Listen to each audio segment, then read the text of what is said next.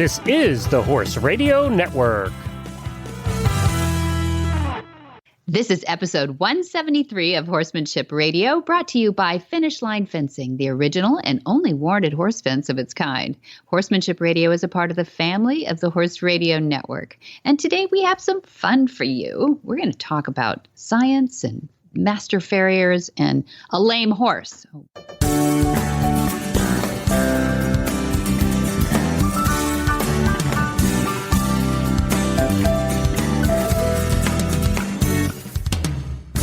This is Debbie Laux, and you're listening to the Horsemanship Radio. Thanks for joining us. Horsemanship Radio airs on the 1st and the 15th of the month. And I have my producer, Jen, with me. Hi, Jen. Greetings, Debbie. Here we are again, episode 173. Did you ever imagine when you started doing this podcast? No. Not a chance. No. Not a chance, 173. I thought maybe 13. Like I heard TV episodes came in 13s all year or something like that. That was the old days. Now they're on Netflix. But yeah, I thought maybe we'd make it through 13 of these or so. And yeah, 173. That's incredible. Yeah, and a couple of awards in there. We've been fortunate. In there. That's right. Some really cool, amazing guests. And it's funny because one of the things that we are asked often by podcasters who are not horse people is, oh, you do podcasts about horses. What do you talk about? It's horses, right? Four legs. Yeah. Well, what do you talk about? And it never ceases to amaze me. This and many of the other shows that I do, all of the other shows I do, it's a never-ending stream of light bulb moments.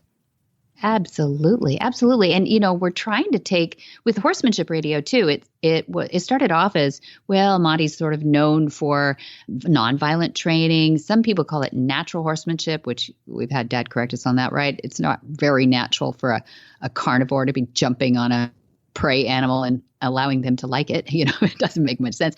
So natural horsemanship is sort of a misnomer, but it was sort of the direction we thought about when we were thinking about this. But we've taken this to a whole nother level. Not only have we had incredible guests, my gosh, think about the Olympic champions that we've had on here. And then, you know, the Olympic horse lovers, you know, that we've had on here too, right? Grand people. And I like, you know, I tend to be the geeky side of this and like the science behind it too, because I think if we can inject some science in our horsemanship and make it make sense in the physiology and everything that a horse and a person deals with, then it lends some validity to those people who say, a horse is a horse, like you were just talking about. Yeah, so I think you're right. Yes, I agree in that. I love the sciencey stuff too, because we're doing a better job now than ever before of discovering ways to prove or disprove theories when it comes to behavioral science.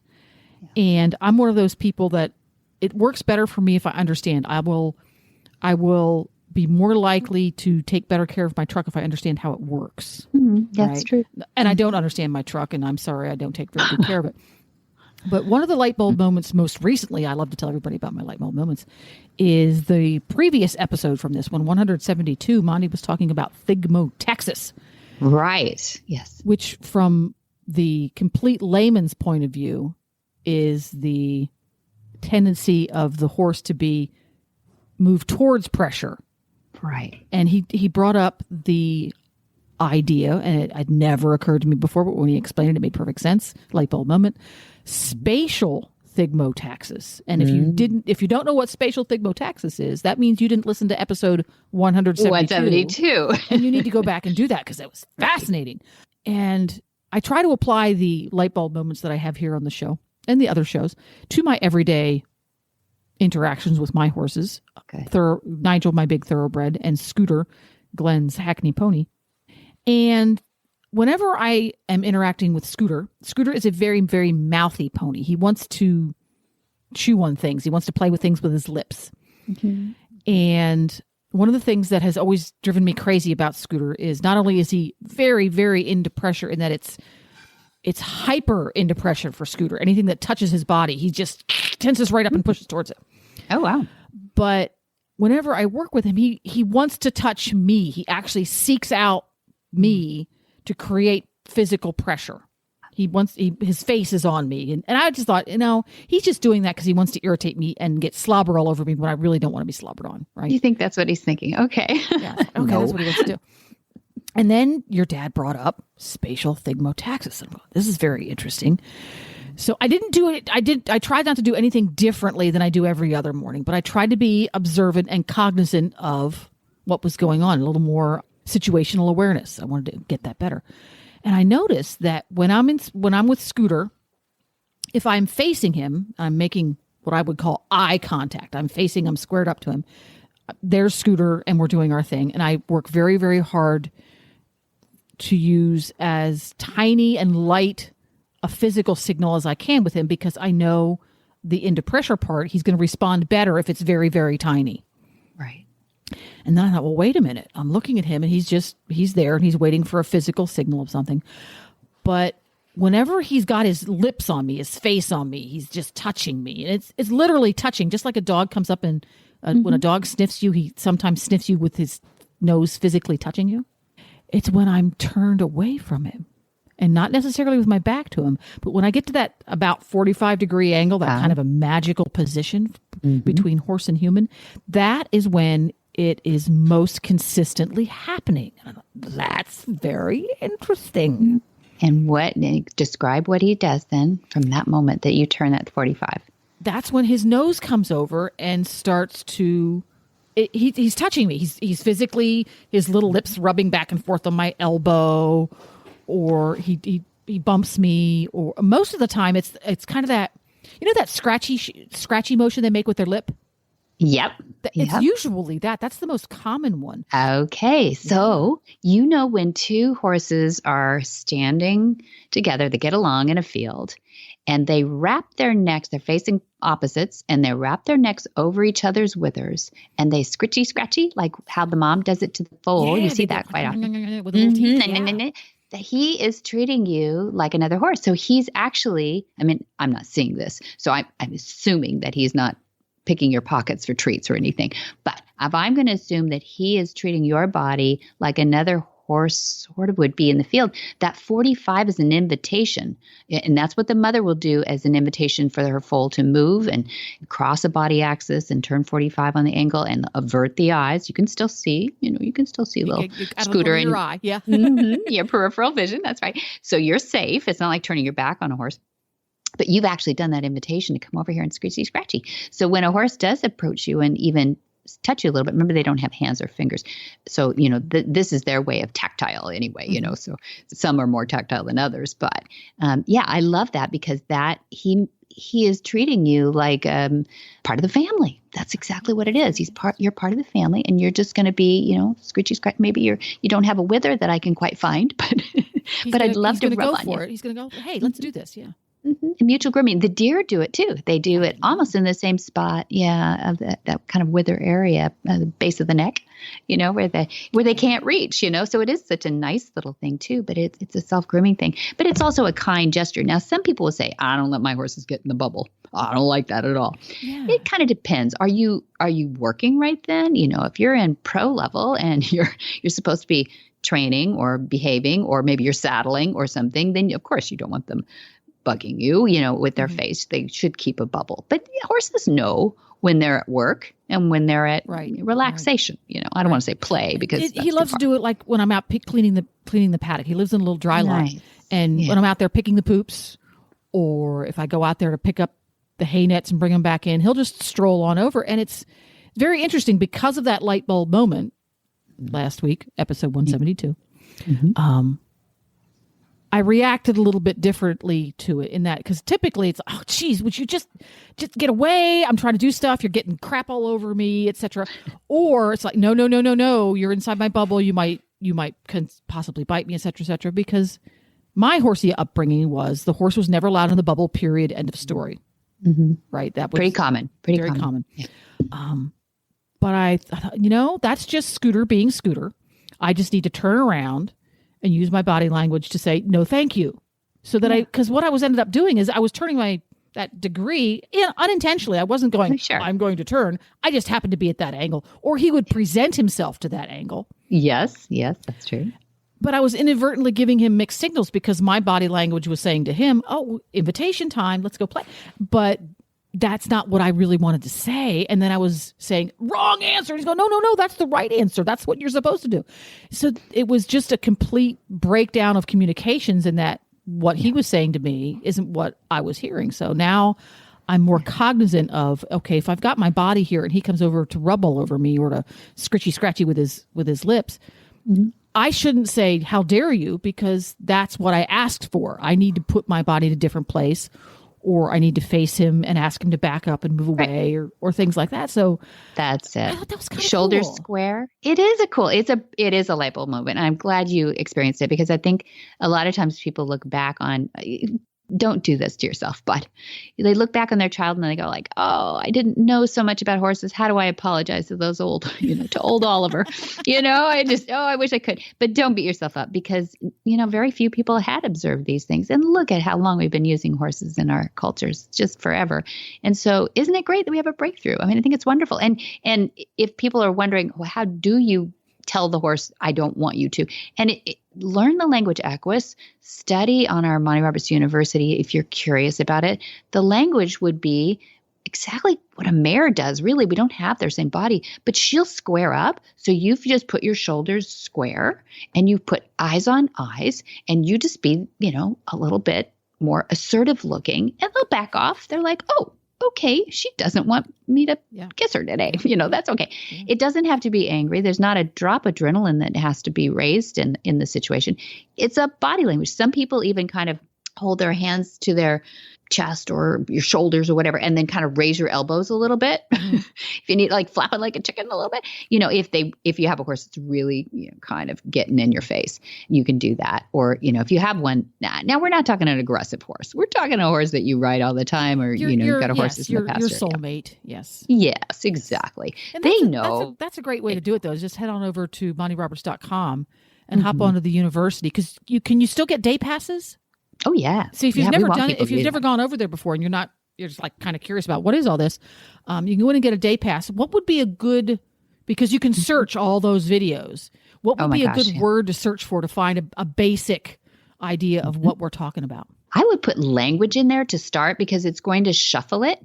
It's going to shuffle by equus language. It's going to be horse, body language. There's so much we have over 600 at this current date lessons on there. But it is also laid out in sort of the foundational lessons at the top of the different tabs they have. There's so many different ways to cross-reference it. But yeah, I would look for language, body language, equus first, and just see how it shuffles. The search engine's really strong. So there you go. Yeah. Good tip. Good tip. Thank you, Jen. Nino Keen. Yet another light bulb moment provided by Horsemanship Radio episode 1, number 172. So to get on with 173, can't wait to get to listening to our first guest. But before we do that, of course, we have to hear from our title sponsor, which is Finishline Fencing. Light bulb moment there, because once you go to their website or call them on the phone and learn about this cool stuff, you're going to have a light bulb moment too. Yeah. Well, I'm here with Kim and Lisa. I'm really excited to talk to them a little bit about Finishline fencing. You are a little different than things that I'd been seeing out there, and I'm always trying to problem solve with different areas. We have 80 acres here on the farm, so I'm hoping you can tell me a little bit about Finishline fencing. Hi, Debbie. Yes, thank you so much for having us. Finishline itself has actually been out for over 30 years now, and you've probably seen it all over the place, but you just never realized it was Finishline. So it's kind of like the next generation of fencing. One of the best things I think Finishline has to offer people is that when they're getting, having a farm is just a lot of work, as we all know. And this type of fencing is absolutely zero maintenance. So basically what they do, it's lightweight. You can install it yourself very quickly. It works with any type of posts. So it's very simple and can work in a lot of different situations. But the best thing about it is once you install it, you really never have to retension the material. So it's pretty much your one and done. And it can handle any type of environment. It can handle the sun and the UV rays that's UV inhibited throughout. Or if you are up in the freezing cold at the top of a mountain, it can handle all of that snow and have no effect on the finish line itself. Yeah, I don't know of another kind of fencing that can do that. Well, I have a lot of friends who have acreage that they really scratch their heads when it comes to have to put in fencing. And it sounds like this actually is a solve. So you can actually check out our website. It is finishlinefence.com. Our Facebook page is Finishline Fence.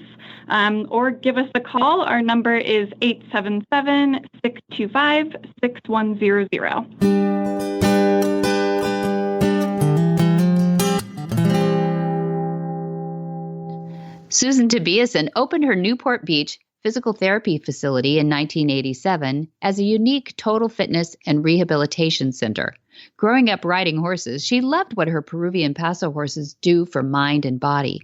Then her mare, Hermosa, became chronically lame, and she sought to find top professionals to help her horses rehab.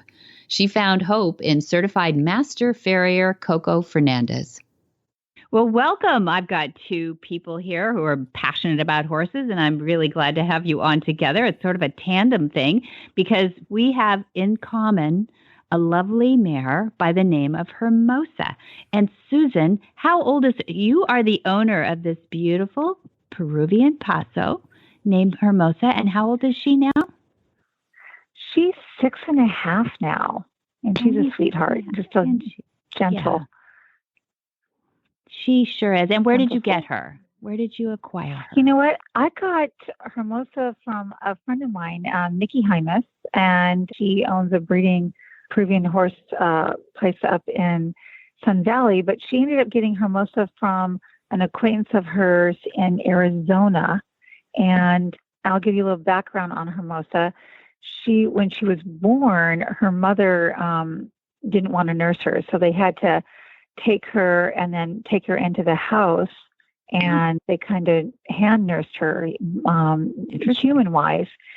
And she was born with really long pasterns. I didn't know that what I learned from Coco, that pasterns are different lengths or can be in different horses. And I just thought horses all had the same pasterns, but they don't. So that's kind of what we're dealing with. And I'll probably let Coco tell you a little bit more about the issue with her probably when she was born, which we're working with now. So, and it's basically helping to save her life to have a quality of life, So exactly. So the premise of this, the interview was put together just because I think people should know about wonderful equine orthopedic professionals, certified master farriers like Coco Fernandez. Welcome, Coco.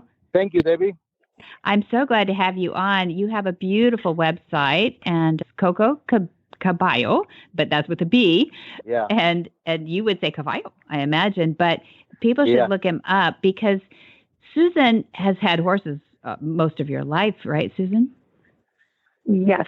Yeah, since I was 10 years old. Mm-hmm. Yeah, since you were 10 years old. So you know horses. This is not, we're not dealing with an owner who does not know what she's talking about. And you've been consistently owning horses and dealing with horses, and especially Peruvian Pasos for a very long time.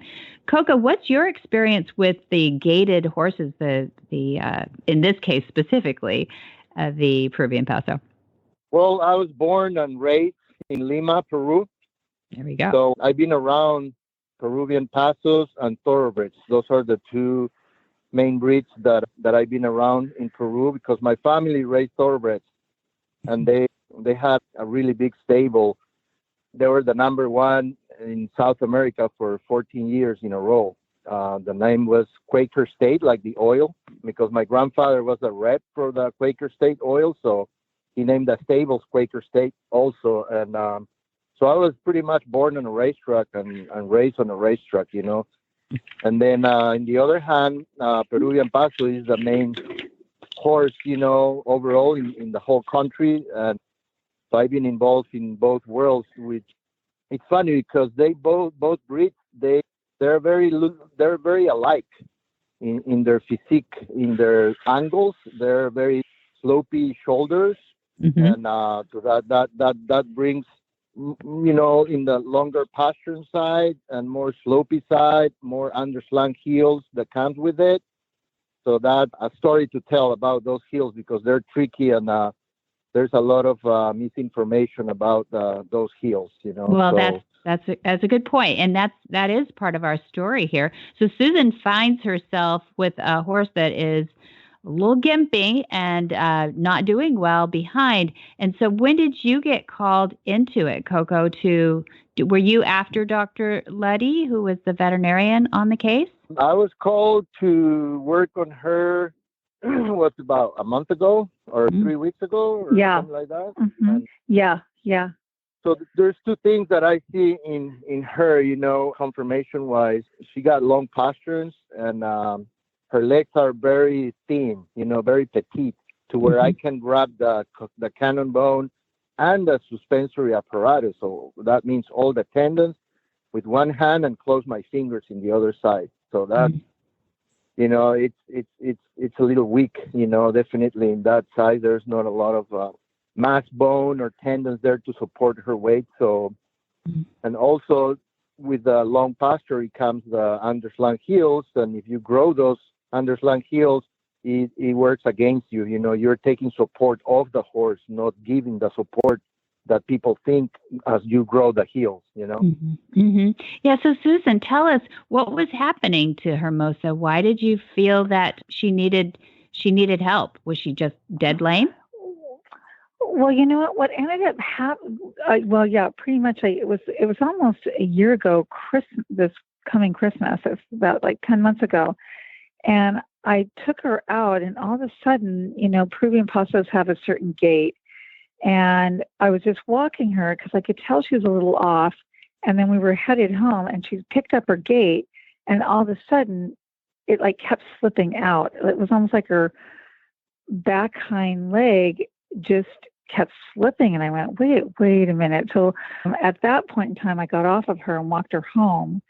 And then the next day she woke up and she was almost like three-legged, to where she couldn't even put any weight on that one leg. And then what happened at that point in time is I called another vet, and she came out and she gave her some bute and Banamine, or not Banamine, but bute and injections of bute to kind of get her comfortable, and just said, and we did a lot of x-rays, and there wasn't any major arthritis or anything like that.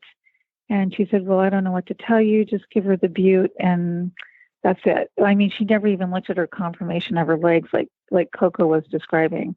Mm-hmm. And so at that point in time, I was getting frustrated. And then another vet came and said, well, I think you just got to put her down. And I said, wait a minute, she's so young. She's only not even, 6 at that time. And I thought, God, I got to try and find something else out. So then I called Dr. Luddy and got him involved, and he gave her injection, was able to get her pretty well comfortable. But there again, he did the x-rays and nothing really showed up much. But he was saying, her pastureings are really long. And then that's when I got Coco, who had come down and trimmed the horses a while ago. And then I got Coco involved because I thought, Coco's amazing and highly respected. And I thought I know he's probably one of the busiest orthopedic farriers that I know. And he, because of his love for Peruvian Pasos, offered to come down and drive all the way from Solvang to work on Hermosa. And you're in Orange County. Yeah, that's Orange about County. So yeah, 3-hour drive on a good day. Yeah, on a good day. And so I really appreciated Coco for taking Hermosa on, because I didn't know what else to do. And Dr. Luddy, so Coco did these corrective shoes, and I'll let Coco tell you a little bit more about what he did. But that really helped her out and brought her heels up to take the pressure off the pasturing. And I think, we still have, work to do with her, but, I think she's gonna make it. So, but it was to the point where I was like really worried about her long term, as far as, because horses on 3 legs isn't a really good combination. No, that's not a good thing. So Coco, I'll ask Coco then, about so the first time you see Hermosa, well, maybe you've trimmed her at this point before, but do you think this is a horse that needs to be put down? And how do you assess that, Coco? That's a lot of responsibility. Yeah, no, I'm not in favor to put her to sleep. She's very young, and like I said, she's got a couple of confirmation problems, but that's not a death sentence. It doesn't have to be a death sentence. So there's stuff that you can do, supports and angles and stuff that you can work with in order to make her more comfortable and have her live a happy, longer life, Mm-hmm. Yeah. And so when you are called into a situation like that, can we expect our farriers to work together with a veterinarian and, point out those things that can be done? Like, it seems like there should be layers of decision making here, not just, I don't know, how many, Susan, did you say you had 2 other farriers before Dr. Letty who both kind of threw up their hands? Mm-hmm. Yeah, they just threw up their hands and said, you just got to put her down, pretty much. Mm-hmm. I was like, wait a minute. So I was a little like, I'm not going to do that. So, I think, I just was like, grasping at straws. But that's when I talked to Coco, and he said, we can do the lifts on her heels and bring it up. And it's amazing. I wish I could send you, or Coco could send you the pictures of before and after he put the shoes on her feet. I think I sent them to you, Debbie, but it's phenomenal. Yeah. It's phenomenal what the difference that it made in her back legs. It's a great story, Coco, and you probably hear these stories all the time, but those of us who, are not involved with horsemanship as much and who are listening to this might say, gosh, how do I get a hold of Coco? That'd be the first thing. Right. If you've got a thoroughbred or you're, in the California area, people should definitely not take the first or second or maybe third no on their horse. And I know how easy it is to mess up a horse with bad hoof care, for sure. But one thing you told me, Susan, that was interesting is that she's had these long pasterns since she was born. And so why are we not recognized? Good horsemanship should be involved in these things, from our professionals, for sure, from an early age for their first trim, that we would be looking at confirmation. It's a good admonition to us horse people to ask our professionals, whether it be farrier or vet or whatever it is, nutritionist, what's unique to our horse that should be looked at uniquely for the rest of their life, or something that can be corrected and then forgotten about for the rest of their life. Coco, how many times do people, ask you professionally if their horse needs to go in a different direction? Well, I recommend my clients to call me when the foal is born.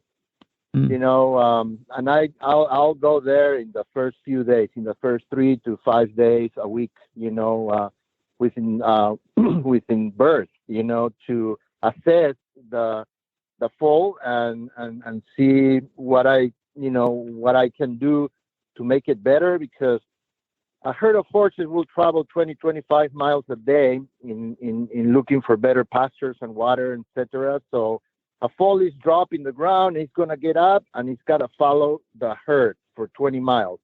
So that cycle of growth of the hoof and wear off of the hoof walking, that makes the perfect situation under nature, right? So in order to do that indoor, you need 30,000 acres, to do that on a ranch, So number one, natural selection will get in there. And if the horse cannot follow that herd for 20 miles, he'll get left behind, he'll get eaten. That's number one, So what we're trying to do here is to assess the situation. If the horse that I have seen and work in many of these that are born with too long of a pasture. What happened is, if you see the pictures that I have there in my website, you'll see those heels down and the toe is up in the air. It's not even touching the ground. Only the heels are touching the ground. So what happened, there's a suspensory ligament, which is called interosseous. And that ligament, when the horse is born, on the upper part, there is a lot of muscle tissue. And in the first 5-6 months of age of that horse, there will be a replacement of tissue, and that muscle is going to shrink and it's going to have like a metamorphosis is going to happen, and more tendon cells are going to replace those muscle cells. I see. So what happened when you have that long of a pastern and the pasterns are in the floor and the hooves are up in the air, that interosseous, that suspensory ligament is overstretched, it's hyperstretched, hyperextend. So it's bigger, it's larger than if it wouldn't be up like a normal regular horse. So that transformation is going to happen. So you're going to end it up with a longer suspensory ligament or interosseous, you know. So that's probably what happened with her. And that's, you know, after that transformation happened, that's what you get for the rest of their lives, you know. Yeah. So you're going to have a horse with lower pasterns, you know, closer to the ground. And so after that, yeah, the horse is going to have a few problems, you know, during their life. So what I wanted to do is I wanted to give that extra support at birth. So what happened if I put a glue-on shoe with an extension on the back? So those pasterns are going to be upper, you know, more up. And if you see that picture in my website, you'll really recognize the difference. And so that interruption, when that transformation is going to happen, it's going to happen with the tendon and the suspensory ligament in not hyperextend. So you will be in a normal size and normal extension, you know, not hyperextended. So right after that, you take the shoes off, and boom, you're gonna have a normal looking pastures, you know, with a slope that you want. If you follow the pastern, it's got to match with the hoof wall on the front, on the dorsal wall. It's got to be a straight line. It can be a broken axis, you know. If it's too much heel or not enough heel, that axis is going to be broken. It's going to be, you know, not straight. So yeah, that's what I recommend, you know, owners to call their farriers and vets right when the foal is born, no matter if it has a problem or not. So we can assess the issue if there's any, or we can just give it a regular trim to match the 20 miles that the horse is going to walk following the herd in the wild, you know. Naturally, yeah. So people should go to your site. I'm looking at the most amazing pictures of longer pasterns than desired. He has so much on his website. So I'm looking at Coco Caballo. So I'm going to spell that for everybody. COCOCABALLO.com. And if you look on new-page-5, you'll see that case of longer pasterns than desired, and what Coco did to actually was it 3 months? Yeah, you have a 2 weeks and then 8 weeks and then 3 months old, problem fixed for the rest of its life. This horse has now gone, you know, he's 3 months old and now has a whole life in front of him and literally could not walk because of long pastures at birth. So we have to do two things, I think, Coco. You're giving us two messages here. One, we have to be careful on our breeding and what we're doing in our breeding operations, but we also have to correct what comes out and what God gives us. So I love what you're doing. Susan, I'm so glad you brought this story to Horsemanship Radio. I think it's a great example of don't take the first answer, especially if it's to put your horse down without a really good reason.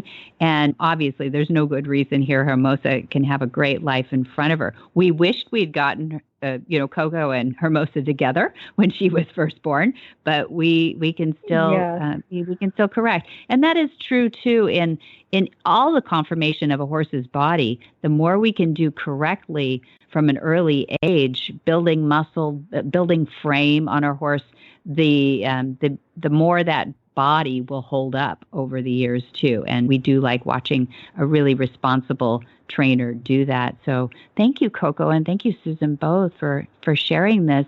Susan, I hope you're feeling a lot better about Hermosa's future. I am. Coco's been just a godsend, so I'm really excited about that. So, and I know it's still a work in progress, but I think we're on the right path. So I'm really excited. Yeah, it's gonna be good. And thank you, Coco. Thank you for being such a great example of natural selection laws and trying to get it right for our horses. Yeah, no problem. Coco's Debbie, amazing. Thank you. Yeah, it was a pleasure talking to you, ladies. Thank you. We'll have you back, Well, Coco. Thank you, Coco. All right. Thank you. Okay, wonderful. A couple of years ago, I don't know how long ago it was now, but we had you on a number of our shows talking about the Equus Online University, which had just come out. It has developed. It's become better with the search engine in it, and it's become better with the forum because we have such an amazing. A lot of those forums, people get on there, and go, "Oh no, you're not. Yes, you are. No, you're not." Yeah, usually it ends up with the whiners on forums. Exactly, Right. And it's not. What I see is a mentoring. Actually, it's almost the polar opposite, because we do give these rosettes out for people who've completed so many lessons, and once the rosettes started, now we have. We're up to 5 rosettes for somebody who's watched every lesson, and you have those rosettes by your forum personality in your profile, and so you can really see who's watched all these things. So it gives them credibility when they come in and say, "Hey, have you watched this lesson?" So people come on there and they're using it as a training tool, frankly, and they get on there. And I'm not bragging on the university as the greatest training tool, which I think it is, but it's also a great place for people to be mentored as they begin their journey with horses. It really is cool. So when they watch the lessons, and they can watch them over and over again as many times as they want, they get the lesson notes, they get audio, they get visual, and then they've got the forum to kick around too. Plus, we've got now, since 2004, every week, without fail, we put up a Q&A from Monty himself. He chose the question, he answered it, and we put it in a database. And that's actually free for everybody to search and get to. It's open on our Equus Online University. In other words, it's a non-subscriber open source forum too. Not forum, but a Q&A base. The forum is not. You're behind a subscriber wall for the forum, just so we know who's talking. But it's been an incredible experience, actually, to put these together with Stefan Peters and Will Simpson. You know who I'm talking about. These guys have won everything in their worlds. And Charlotte Bradals, and if I get started, Richard Winters, and so many guest lecturers that are on there too. So some people ask, why is it called university? Well, that's what a university is. It's not just one opinion. It's not just one deliverer. And I think that's the difference between everybody is putting out a YouTube these days, and they're free. So people ask us sometimes, why do you charge like up to $10 a month? And well, it's expensive to make the university. Everybody knows quality is not cheap, but it's really our mission statement. And I know that sounds a bit trite, but it's true. When you've worked at it for 5 years, just to get all that quantified and on there, there are just almost no subjects we haven't covered at this point. But Dad and I were looking at the list, and he goes, "Hey, I'm going to be making videos well into my 90s." And I went, "Yes." So, promise and sign here. So we do have a lot of subjects left to go, and a lot of people we want to still get on there. What do you think of it, Glenn? Well, I think one of the things about training horses, same as training anything really, is that you're going through stages, and you're always coming up to a new problem to solve or a new issue to deal with. And what I like about the university now that you have so much content on there is that whatever issue you're running into, there's going to be something on there to help you. So not many people are going to go on there and watch all the videos because there's just so many of them. What you're going to want to do is go on there, and you're going to want to watch the videos that relate to the situation you're in currently with that particular horse. And that's what I like about it, is it has so much content now that whatever you're dealing with, you're probably going to find an answer somewhere, somehow. And if not, you can go to the forum. Yeah. So, that's what I really like about it, is wherever you're at now is where you can find that situation. Plus, YouTube is so full of crap now. And I'm not saying that every video on there is crap, but we all know what we're talking about. Yeah. There are some that are. And, one of the things that I really like about this is, you can trust it. That what you're seeing is something you can trust. I've tried doing repairs on appliances and things off of YouTube videos, and some of them are good, some are not so good. And one of the things I couldn't get back together again. So that at least you didn't hurt yourself. That's right. Good. So that's what I really like about it. And for that, yes, it costs a few pennies to do it, but it's worth it. Nice. It's worth it to do it right. Yeah. Yeah, that's it. And it is tried and true. Everything on there is so tried and true. If not, they'd be throwing tomatoes at us in the forum. But it really does work. And we are so happy that so many people have been interested enough at least to go there, and I should plug in the website right now is www.montyrobertsuniversity.com because people can get a free day pass on there and go see what we're talking about and check out that search engine too. You can put in the weird little keywords and you find all kinds of crazy stuff. It really is cool. And it breaks it down by not just the lessons first, then it goes into the Q&A database, and then it goes into the forum. So you can actually pick and choose where you pick up those keywords from too. So it's great. And then you also have little challenge questions, which I love, the little tests at the end. There's always 4 questions at the end of your lesson to make sure that, you were watching. And if you get it wrong, it just says, want to try again? And so by process of elimination, you get it right. And then it moves you on. And that's how you get your rosettes, that you've accomplished that lesson and that you get to move on. But what you just said is so important, because when we were setting this idea up, nothing really existed like it. We didn't want it to be first you have to do 1, and then you have to do number 2, and then you have to do number 3, and like it was some sort of programmed process. Yeah, because that never works. It doesn't. Because we wanted people who were amazing trainers to jump in there and go, this is what what does Monty say about this? Or what does this trainer say about that? And they could be at a world-class level, or it could be a very beginner saying, where do I start first? And you can just go down the lessons if you want. But, it's like you said, if all of a sudden you have a horse that won't load and you didn't have one last week that didn't load, you go to the loading lessons, right, and it's a whole series on it. And it's MontyRobertsUniversity.com? That's it. Yeah. Thanks for asking. Waldo Junquiras Franco founded an IT company, Broad PC, 20 years ago in the competitive Southern California area after moving from Brazil. His talents are in progressive methods of technology and efficiency. Wow. Beatrice, his wife, has been part of their building of that business too. Now, 20 years later, his success has allowed him the time to get back into horses, but in a big way. He's starting 7 wild horses on his family farm in Brazil in December. So welcome, Waldo Junquiras Franco. I'm so glad to have you on. That's a very impressive name, Waldo. Thank you. Happy to be here today. I'm happy to have you on. You have such a fantastic story, and I wanted to tell the listeners a little bit about how we met first. You signed up for a class that my producer, Jen, has always wanted to go to this class, the Gentling Wild Horse course that we have every summer. And it's fun because this is the only time we do all year, other than the advanced interns, where we have feral horses basically come in and take this course. We provide this course for people who have never really seen a lot of wild horses. First of all, that's probably the most common denominator with people who come and take this course, and they don't have the opportunity to work with them, certainly. So we were happy to have a couple of people during this COVID year have just a few students that were able to come, because Europe usually fills the course. And you showed up with your wife, Beatrice. And what was the reasoning that you showed up is part of our story. But I think the curious thing is you showed up with Beatrice, your wife, and the first thing she told me is, I'm afraid of horses. That's true. She was very uncomfortable with horses. And, we go to Brazil every year. We have a farm down there.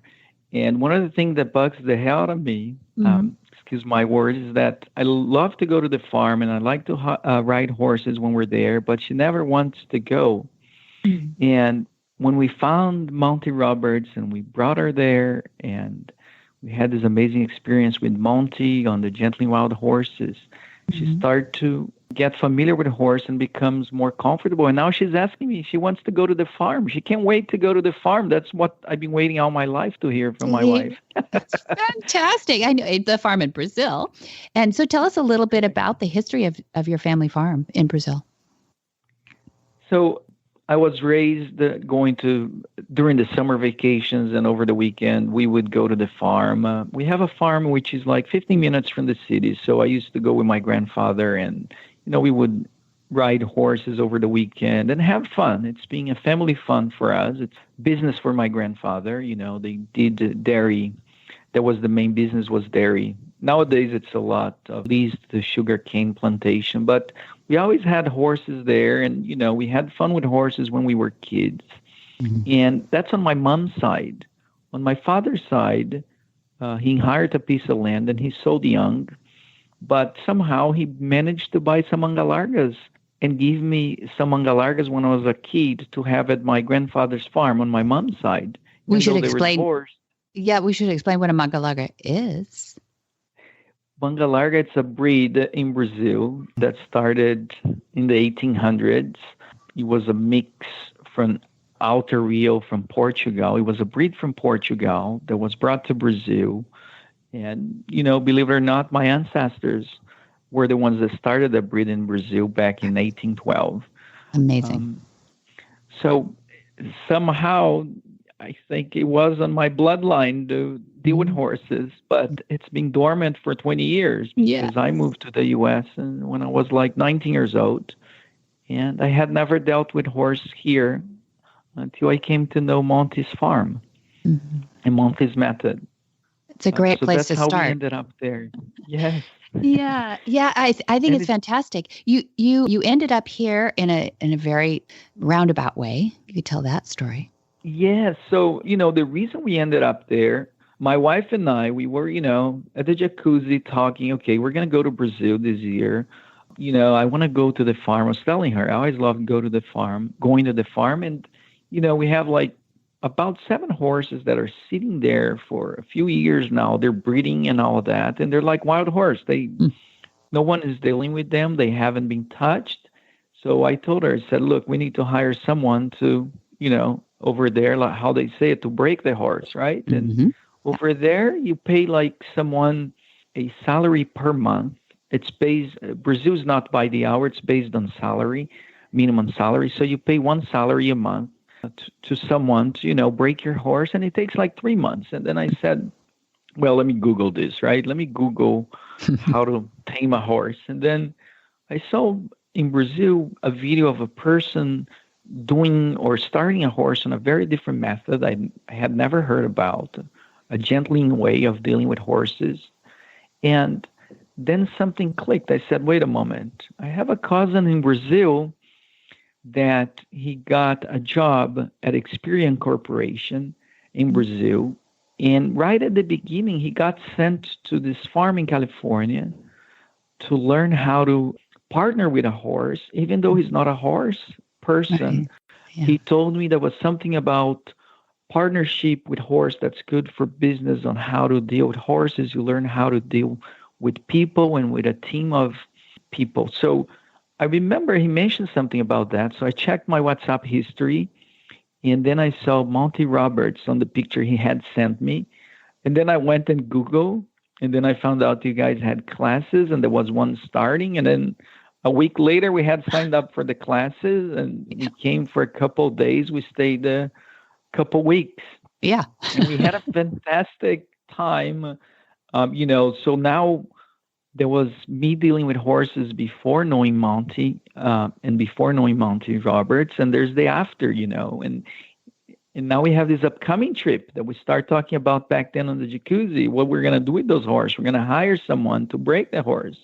Now we're going to deal with the horse ourselves. We're going to start them Monty's method from what we've seen. We're going to go try for ourselves. We're very excited. We're going to build a round pen over there. So there's a lot of expectations. There's a lot of learning. There's one thing of you dealing with horses before and after Monty. So it's a totally different world for us. And for the horses. What we learned. I'm so glad. You're such a good student. So I should explain a couple things. First of all, did everybody catch what he just said? He hasn't really worked with horses for 20 years, but you grew up with horses. There's so many of us listening to this that are in that category, that they grew up with horses, and then, the life got in the way and they went off to college or whatever, and they're getting back into horses. But rarely do people get back into horses by going out and gathering up a group of feral horses and starting them. That is a big leap. And I'm amazed at you. But, I think one of the things I noticed about your work with horses in the gentling pen straight away, I mean, you're literally taught the basics from on the first days with a gently wild horse. It's all safe because you go into a system of chutes and small areas to work with the horses. So the horses feel safe. You're breathing. We should talk a little bit about that, how you stayed calm in those things. Plus, I think, Waldo, there's something about that you have very low adrenaline and it's really great. You can tell, the horses can tell from, 15 feet away that they don't elevate their adrenaline when they're near you, which is really a great indicator that you will be fine working around these horses down in Brazil. But do you feel like you come by that naturally, or was that something that you were learning on the time you were at the Gently Wild Horse course? I feel that I've learned a lot. I am a very agitated person, Really? I run to do everything. I want to go get things done. So, go grab that horse. I'm going to run to go grab that horse and come back and all that. So one of the things I learned, that I hear over and over again when learning from Monte is like, move as you're in heavy oil. And that's a difficult thing for me to learn, to calm myself down and move as if you were in heavy oil.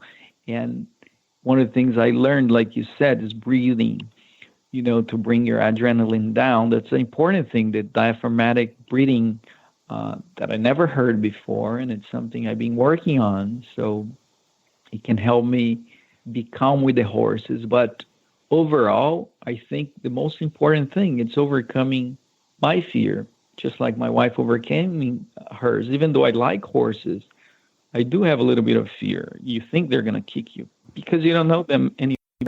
Right. Before that's respect. I think that's smart. Learning from Monte. So, I'm always scared it's going to kick me. But, you think horses are made to kick if you don't know them. So as you start with the gentling, as you start understanding them, learning how they communicate, and that they're just afraid of how Monte says, neophobic, right? Anything neophobic. That's right. Mm-hmm. So, we learn that they just need to get used to things, and, that they don't need to be afraid, and we don't need to be afraid. So I am a horse person. I was a horse person when a kid, and now I am learning that I don't have to even be scared with the horses as long as I understand them. And Beatrice is not a large person. You're not a large person. It's not a muscly thing at all. This is one thing that I like about the techniques too, is that,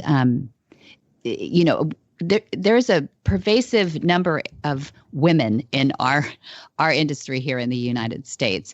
And women have always been told traditionally that it's a man's game to start these horses because you have to be big and strong and, make sure that they don't dominate you. You need to dominate them. One of the things I saw upside down world when I was in Brazil, it was mostly men in the horse industry. So that'll be interesting to see how Beatrice is, how people respond to her working with the horses. What do you think? It's funny you should say that. I was shocked myself when I came to class and I only see girls on the class. I expect would be all males on the class. And it's very interesting. I think it's something that definitely in Brazil, everyone thinks it's a men's job or it's more men involved with horses for sure. But I think from what I saw over here, to my shock, is that mostly women are the people dealing with horses in the U.S. And I think that's something we need to explore in Brazil. We need to not only expand Monte's method of nonviolence, and which is already spread in Brazil and it's already known, but we could also explore and show, look, ladies can deal with horses. Ladies can have fun with horses. In fact, did you know that in the U.S. it's mostly ladies? And I think Beatrice's experience and her success, I think it could help spread the message there. I think it's important to show that women can deal with horses even better than men. I think it's really important to spread that message over there as well. Yes, we've got to teach the men, I guess, how to deal with this horse. But, well, I'm so excited. We'll have to have Beatrice on after you have been there a few months so we can get an update on, your progress too. But I wanted to harken back just a little bit about this breed too. So So your family really came to cross these horses from Portugal. So tradition says 1812 or so, this breed, and your family was involved in this breed. Tell us a little bit about the breed. What are you going to see when you get down to Brazil? Are they fire-breathing dragons, or do they have a sort of sweet nature? I know they're gated. So you have the Manga Larga Marchador, or do you just have the Manga Larga? So we have the Manga Larga, and there are two breeds. There's Manga Larga Marchador and the Manga Larga Paulista. What happened is it all started, back then in Minas Gerais state, where they started the breed. And then when some of the Junqueiras moved to São Paulo, there were no longer land with high mountains and all of that. So they adapted the Manga Larga for different terrain. And that's how it came, the Manga Larga Paulista. We have the Manga Larga Paulista. Paulista means from São Paulo, and we're in the São Paulo state as well. So we have a few Manga Larga Paulista. They're not the Manga Larga Marchador. The type of Manga Largas we have, they're sweet. They're not like a dragon. I think they're okay from my experience with them. I've never dealt with the one that's ungentled or feral, as you say. So I have some updates for you after I see them. Very good. Yes, we'll want to know how you did.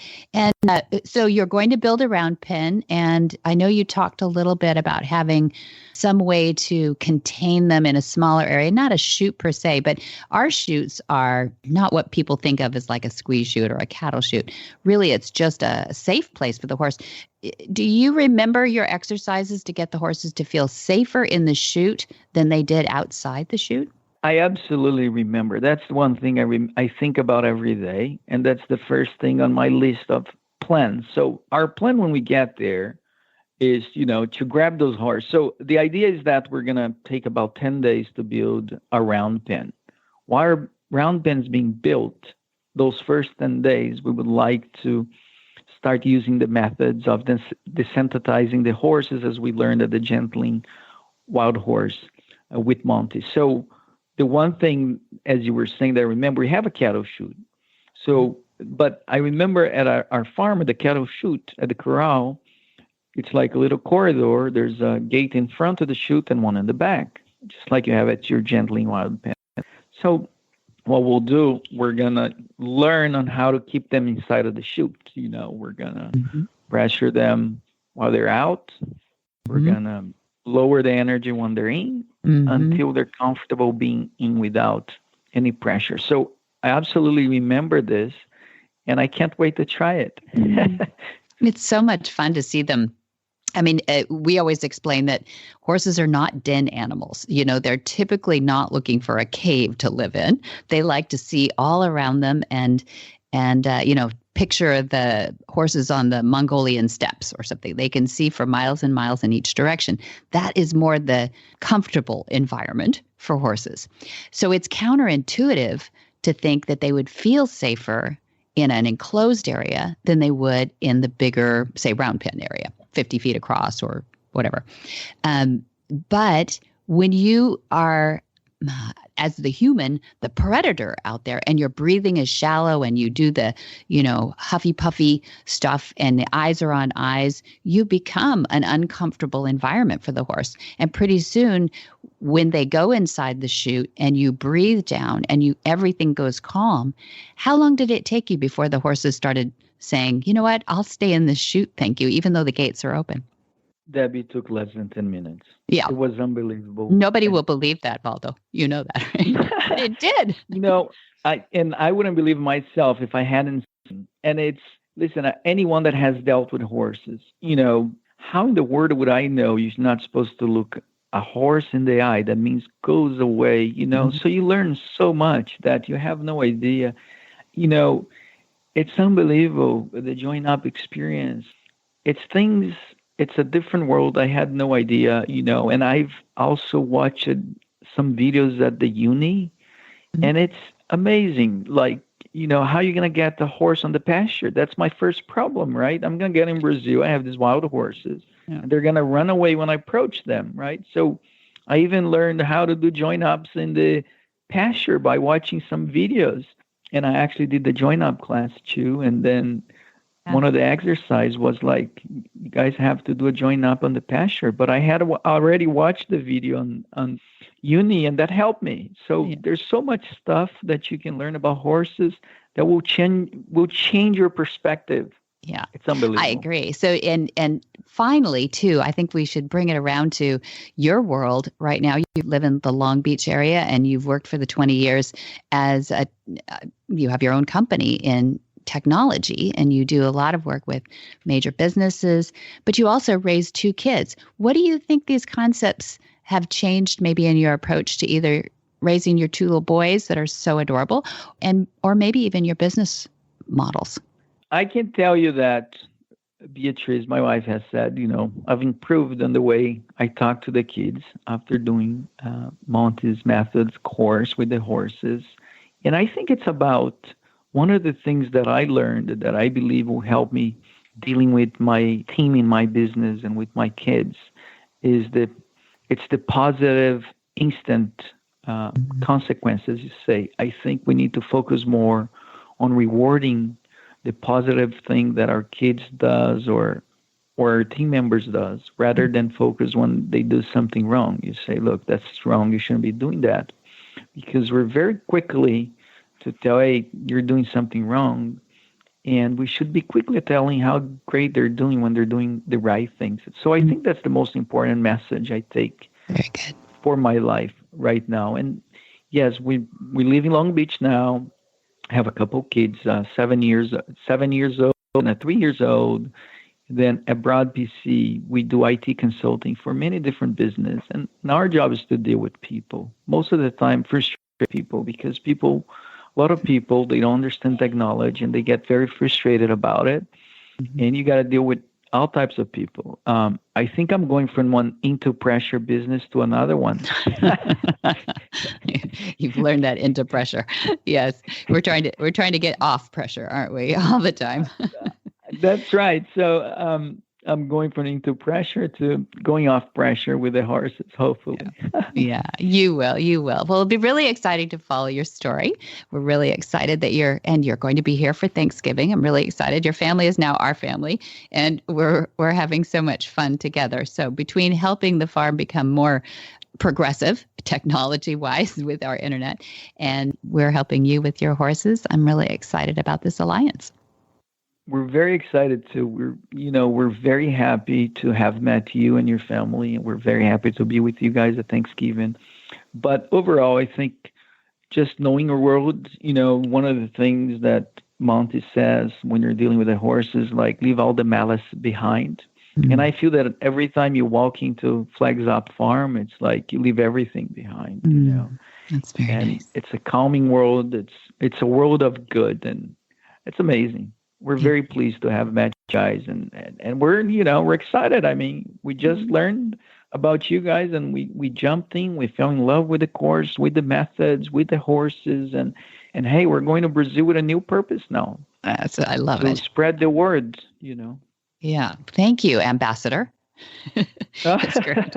It's great to have you out there. And I know I wish you so much luck with all 7 of those horses. And we want to hear their names and their stories when you're back. Sounds good. I look forward to it. Thank you. Whisper the language of the herd. Listen, you don't have to say a word. It's time for Jamie Jennings to fetch an email from Monty Roberts' inbox and share a morsel of Monty's wisdom in a little segment we like to call Ask Monty. Leave this world a better place than mine. The magic in the language of the herd. Dear Monty, you've created special programs for veterans, abused children, and people with post-traumatic stress disorder, PTSD. What is it about the impact of horses on these people? Monty's answer. Those familiar with my thoughts on healing should know that I don't believe there should be a D in PTSD. The D in PTSD should have been an I to stand for injury. Going to war and coming home with extreme trauma is an injury and not a disorder. Injuries heal, disorders tend not to. This helps veterans avoid becoming a victim of the system that does not train them to re-enter civilian life. Instead, the horses help participants grow to trust again. Trust is the essential ingredient in horses helping humans. When humans can get their anatomy to convince a horse to trust them, then the horses realize that trust is possible. Horses are flight animals, and to gain their trust, we must get our physiology right. Emotional control, breathing, and communication are part of the skill sets that participants gain from the horses in order to achieve join up in our Horse Sense and Healing program. We accept veterans and first responders plus their supporters. Since 2010, we have been amazed at the healing and the ripple effect through the families that horses have had. Read more about the program and consider supporting the program through the nonprofit. The horses and our military and first responders deserve it. For more of these insights into good horsemanship, go to MontyRoberts.com and click on the words Ask Monty at the bottom of the page.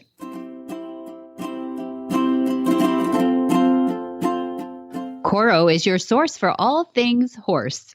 As a one-stop online shopping destination, you can find all your favorite horse products for the best prices, shipped directly to your barn door. Coro was created for the horse owner and horse care professional alike to make caring for your horse even easier with industry expertise, tried and tested products, and horse-inspired storytelling under one roof. Coro has something for everyone, no matter what breed your horse is or what their job may be. They care about the way you care about your horse, which is why they have tons of content on their blog, Coro Stories, and have created a community on their social platforms to help educate, entertain, and inspire horsemen and horsewomen alike. Now, for the holidays, Coro is launching a virtual pop-up shop that's going to feature some unique gift ideas for everyone on your shopping list. So you can get to your go-to favorite horse products, plus some fun items from small, local, U.S.-based artisans, as well as some of your favorite equine brands that will make great gifts for your trainer, your groom, pony kid, and all the other horse enthusiasts on your holiday shopping list. Check out their website today at coroshop.com. That's CORROSHOP.com. And use the code horsemanship10 for 10% off your first order today. That's horsemanship10 for the love of your horse, Coro. What in the wide, wide world of sports is going on here? Where in the world is Monty Roberts? Monty is looking forward to meeting some new friends, two-legged and four-legged, in December 4th through 6th. Now we have our Horse Sense and Healing for veterans and first responders suffering from post-traumatic stress. And then we have, leaping over to February 8th through 12th, we have our Monty special training. 5 days of special training with Monty and many, many horses. It's really fun. Dun, dun, dun. They keep busy all year round at Flag Is Up Farm. If you want to see more about the calendar or any other information, you're going to go to MontyRoberts.com. You're going to find the calendar. You're going to find the Monty Roberts University. You're going to find Q&A. You're going to find the schedule that's going on at the farm. You're going to find special events. It's all there. MontyRoberts.com. You're also going to find the phone number at MontyRoberts.com. But in case you don't go there, it's 805-688-6288. And for details about today's show, number 173, you're going to go to horsemanshipradio.com. And you're going to find links, photos, and more information about today's guests and topics. In order to give us feedback so we know what sort of guest you want to hear about on the show, you're going to go to Facebook. Just go up there in the top, type in Monty Roberts, like and follow the one with the little blue check mark. That's the official page. And Monty Roberts is also on Twitter and Instagram. His handle is Monty_Roberts. And go get the app if you haven't done that already. Go to your app store and search Horse Radio Network and download it today, because you can get Horsemanship Radio as well as all the other great podcasts on Horse Radio Network downloaded directly to your phone. You'll never have to miss one again. Or you can be old school, listen to me, old school, and listen to all of the podcasts on iTunes, Spotify, etc. So old. So old. Okay, and many thanks to our sponsors, too. That's Finishline Fencing. We have Coro in here and Monty Roberts University. Be sure to visit all the other great shows, too, on the Horse Radio Network at www.horseradionetwork.com. And until next time, have many happy horse hours.